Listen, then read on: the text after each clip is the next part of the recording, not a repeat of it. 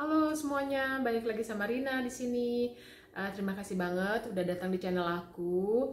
Dan buat kalian yang baru pertama kali di sini, aku ucapin selamat datang di sini. Dan buat teman-teman yang lain, aku ucapin terima kasih banyak sekali lagi udah suka nongkrong di channel aku nih ya. Sorry banget udah lama nggak nongol karena emang kebetulan lagi sibuk, terus udah juga ngurusin anak-anak aku lagi agak-agak kurang enak badan akhir-akhir ini, jadi ya susah mau bikin konten kan itu harus konsentrasi dan apa sih harus sepenuh hati gitu ya. Kalau setengah-setengah nanti hasilnya jadi nggak enak. Nah ini sekarang sebenarnya ini udah jam setengah 12 malam guys. Ini bisa kelihatan kan udah setengah 12 malam. Gara-gara tadi aku kebetulan lagi iseng-iseng browsing YouTube, terus ada berita di Indonesia tentang tentang ada anak kecil umur 7 tahun gitu kalau nggak salah, yang katanya sih anaknya ini bandel, nakal, terus orang tuanya tuh bawa anak kecil ini ke orang pintar gitu buat diruqyah, terus malahan jadi meninggal. Innalillahi wa inna ilaihi raji'un ya. Sedih banget dengernya. Terus yang anak kecil ini diemin di dalam rumah selama 4 bulan. Itu gimana ceritanya? Oh my god. Ini sorry banget, aku bikin konten hari ini tuh spesial buat hal-hal yang kayak gini gitu kan. Biasanya nggak ada hubungannya sama sekali sama channel video-video yang biasa aku bikin gitu. Cuman aku prihatin banget, amat sangat prihatin dengan berita-berita yang kayak ginian gitu. Negara-negara lain udah pada ke bulan, itu udah dari zaman kapan gitu. Sedangkan kita berita-beritanya tuh yang kayak ginian gitu, yang kemarin babi ngepet lah, yang palsu lah, yang apalah. Sekarang yang sampai anak kecil meninggal kayak gini gitu, kasihan banget gitu, bener-bener yang unbelievable gitu. Ini 2021, ini orang-orang berlomba-lomba untuk bikin obat apa segala macam, nyembuhin ini nyembuhin itu. Ini masih kayak beginian gitu loh. Aku cuma mau sharing aja nih ya. Kita sebagai orang tua emang sangat berat ya tanggung jawabnya, karena kita kan ngedidik anak, membesarkan anak, segala macam, itu nggak gampang, nggak semua orang bisa. Makanya sebenarnya banyak teman-teman aku yang mereka married dan nggak mau punya anak, karena mereka masih mau bebas, masih nggak mau punya tanggung jawab yang seperti itu gitu ya. Karena emang itu sebenarnya pilihan juga sih, dan I respect that. Yang aku sayangkan adalah orang-orang yang aku pengen punya anak tapi nggak beres banget gitu loh istilahnya. Jadi kalian kan tahu aku punya anak 2 ya, si yang gede ini. Waktu masih kecil itu kan kita tinggalnya di Istanbul ya waktu itu ya, dan dia kebetulan memang anaknya aktif banget, terus dia anaknya juga nggak takut dengan apapun gitu ya. Kayak hal-hal yang biasanya anak kecil takut aja dia enggak gitu ya. Terus anaknya mandiri, terus dia amat sangat aktifnya tuh bener-bener aktif, petakilan, terus cerewet, terus ya semuanya lah gitu Dan to be honest, memang aku pernah ya dari sekolah dia waktu itu masih TK, itu aku hampir tiap hari ditelepon sama sekolah, komplain, ini si Kamila begini, Kamila begini sama temennya atau apa gitu. Ya sebagai orang tua pada saat itu, ya ampun ya anak gue kenapa gitu, ya ampun sampai segitunya gitu kan. Pusing juga diteleponin dari sekolahan sesering itu gitu kan. But anyway, ya aku berusaha coba untuk ngobrol sama dia, nih kenapa begini, terus kasih dia activity gitu, pokoknya bikin dia busy gitu, bikin dia sibuk dengan aktivitas-aktivitas positif gitu. Kalau terbuang dengan sesuatu yang nggak oke gitu kan sayang gitu ya. Terus jadi aku benar-benar salurin dia ke kayak olahraga atau ke kayak ekskul buat anak kecil umurannya dia lah ya gitu. Oke, terus kemudian udah sekitar 2019 kemarin kita pindahkan di Belgia ini gitu. Terus ya itu karena edukasi juga yang kita kayaknya lebih cocok di sini gitu. Terus masih karena dia masuk SD ya, dia baru masuk SD ke sini karena memang udah komitmen juga sama suami gitu. Education harus harus kita usahain yang terbaik buat anak-anak gitu. Terus ya kita ke Belgia ini, terus dia masuk SD. Dan sebenarnya aku khawatir karena apa? Karena dia itu kemarin waktu masih di Turki kan bahasa Belandanya belum fasih banget. Dia belum fasih banget karena kan aku ngomong bahasa ke dia sebenarnya lebih banyak bahasa Inggris, terus kadang-kadang bahasa Indonesia juga, terus suami bahasa Inggris dan bahasa Belanda. Tapi berhubung bapaknya ini jarang di rumah ya, karena memang suamiku kerjanya emang banyak traveling, jadi kebanyakan sama aku dong. Nah, kenapa aku pilih bahasa Inggris sebagai bahasa ibu? Karena kita itu kan sering pindah-pindah. Jadi pada saat itu pemikirannya adalah kalau dimanapun kita berada, pasti anak ini kita masukin ke sekolah internasional kan.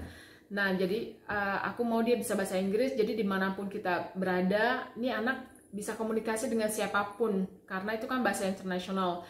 Dan untuk kedua, yaitu yang aku bilang tadi, baru bahasa Indonesia. Jadi sama orang tua aku diajar-ajarin bahasa Indonesia juga, kalau kita lagi WhatsApp, atau kita lagi liburan di Indonesia, atau orang tua lagi datang ke kita gitu. Terus juga bahasa Belanda, kalau lagi ngobrol sama oma opanya mereka gitu. Terus kalau pas suami di rumah segala macam gitu. Tapi tetap nggak 100% dia bisa bahasa Belanda ya kan. Oke, kita coba anyway, dan kita pikirkan kalau anak kecil biasanya cepet ya menyerap bahasa atau lingkungan baru atau gimana. Oke. Beberapa bulan pertama was okay. Tapi kemudian mulai dapat komplain dari gurunya segala macam. Oke, aku pikir wah nih lagi nih kejadian lagi kayak waktu di Turki nih, dia nakal gitu ya. But it's okay, aku terus coba kasih dia activity lagi karena aku lihat dia banyak energi ya. Jadi aku masukin dia ke ekskul ini, ekskul itu, ada beberapa lah di sini. Biarpun aku capek nganter-nganter ke sana kemari, tapi aku want to make sure energinya dia itu dibuang dengan hal yang positif gitu. Oke, tapi yang aku senang juga di Belgia itu mereka kerja sama pemerintah itu baik sekali ya. Mereka juga menyediakan spesialis anak. Jadi kalau ada yang kayak gimana-gimana, mereka datengin itu spesialis anak. Terus kebetulan that's what happened ke anak aku yang pertama, dan mereka kasih beberapa tes, dan itu tuh nggak cuma sekali tes selesai udah, enggak. Jadi ada beberapa kali, dan itu dalam waktu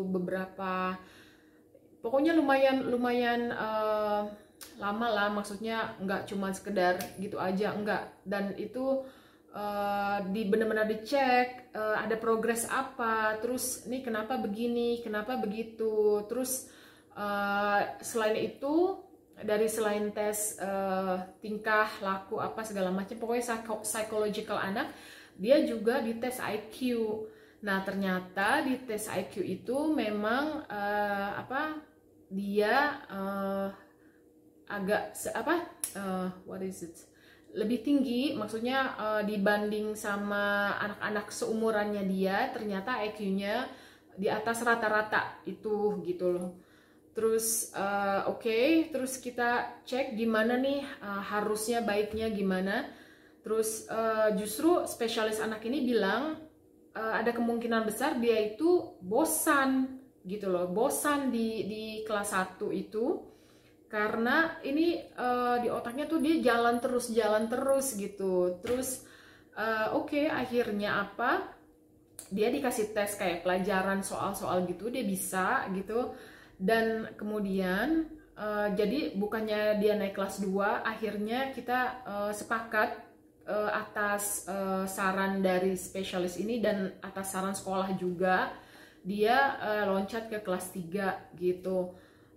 Yang tadinya aku stres, ini anak kan belum bisa 100% bahasa Belanda segala macam, yang aku selalu kontak gurunya, gimana anak saya bisa ngikutin atau enggak gitu. Dan gurunya selalu bilang no problem, it's okay. Dia bisa ngikutin, jadi aku senang gitu. Dan tiba-tiba loncat ke kelas 3 gitu kan. Selain bahasa juga kan pelajarannya itu kan lebih susah ya, dari kelas 1 lompat ke kelas 3 gitu. Cuman thanks God, anak aku bisa ngikutin so far dan nggak yang gimana-gimana.